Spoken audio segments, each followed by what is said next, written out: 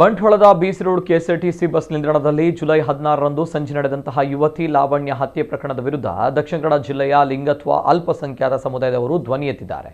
ಈ ಅಮಾನುಷ ಕೊಲೆ ಪ್ರಕರಣವನ್ನು ಖಂಡಿಸಿ ಶನಿವಾರ ಮಂಗಳೂರಿನ ಕ್ಲಾಕ್ ಟವರ್ ಬಳಿ ದಕ್ಷಿಣ ಕನ್ನಡ ಜಿಲ್ಲೆಯ ಲಿಂಗತ್ವ ಅಲ್ಪಸಂಖ್ಯಾತ ಸಮುದಾಯ ನವಸಹಜ ಸಮುದಾಯ ಸಂಘಟನೆಯವರು ಪ್ರತಿಭಟನೆ ನಡೆಸಿದ್ದಾರೆ.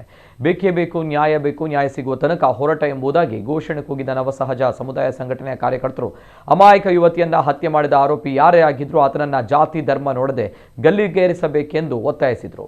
ನವಸಹಜ ಸಮುದಾಯ ಸಂಘಟನೆಯ ಪರವಾಗಿ ನಿಖಿಲ್ ಅವರು ಮಾತನಾಡಿ, ಅಮಾಯಕ ಹೆಣ್ಣಿನ ಜೀವಕ್ಕೆ ಬೆಲೆ ಇಲ್ಲದಂತಾಗಿದೆ.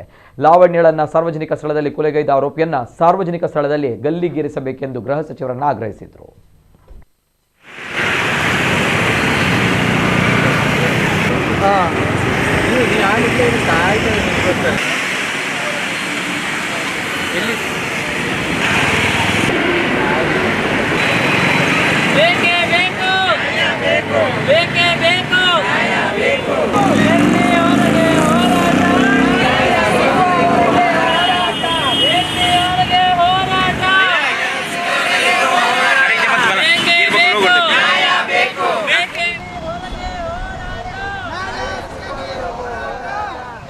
ಹೆಣ್ಣಿನ ಒಂದು ಲಾವಣ್ಯ ಅನ್ನೋ ಒಂದು ಕುಪ್ಪೆದ ಹೆಣ್ಣಿನ ಒಂದು ಬರ್ಬರ ಹತ್ಯೆ ಆಗಿದೆ ಬಿಸಿ ರೋಡ್ ಬಸ್ ಸ್ಟ್ಯಾಂಡ್ನಲ್ಲಿ.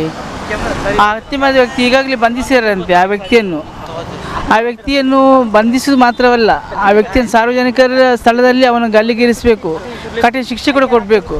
ಯಾಕೆಂದರೆ ನಾವು ಈ ರೀತಿ ಮಾಡಿದರೆ ಒಂದು ಕಾನೂನು ತರಲಿಲ್ಲಾದರೆ ಅಮಾಯಕ ಹೆಣ್ಣಿನ ಜೀವಕ್ಕೆ ಬೆಲೆ ಇಲ್ಲದಾಗಿದೆ.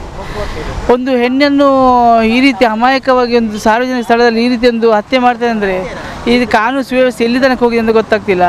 ಮಾನ್ಯ ಗೃಹ ಸಚಿವರು ಕೂಡ ನಾವು ಒತ್ತಾಯ ಮಾಡ್ತೇವೆ, ಕೂಡಲೇ ಒಂದು ಆದೇಶ ಹೊರಡಿಸಿ ಅವನನ್ನು ಕೂಡಲೇ ಹತ್ಯೆ ಮಾಡಬೇಕು. ಹತ್ಯೆ ಮಾಡೋಕ್ಕೆ ಸಾರ್ವಜನಿಕ ಸ್ಥಳದಲ್ಲಿ ಅವನು ಹತ್ಯೆ ಮಾಡಬೇಕು.